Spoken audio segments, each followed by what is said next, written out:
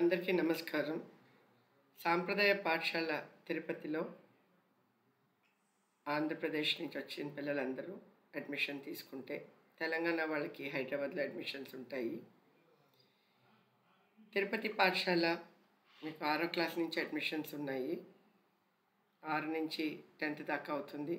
10th తర్వాత ఇంటర్మీడియట్లో అన్ని గ్రూపులు arts groups AEC, MEC, CEC, MPC, BiPC, ప్రాగ్శాస్త్రి అన్ని రకరకాల గ్రూపులు ఉండడం జరిగింది.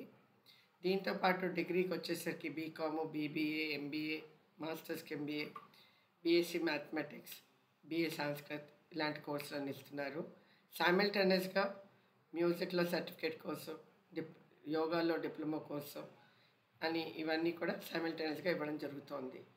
సో ఒకసారి పిల్లలు ఇందులో జాయిన్ అయితే చివరికి వచ్చేసరికి ఒక 4-5 సర్టిఫికేట్లతోటి వాళ్ళు బయటకు వస్తున్నారు. ఈ ఆపర్చునిటీ వాడుకొని సాంప్రదాయ పాఠశాలలో జాయిన్ అవ్వాల్సిందిగా మీ అందరికీ రిక్వెస్ట్ చేస్తున్నాను.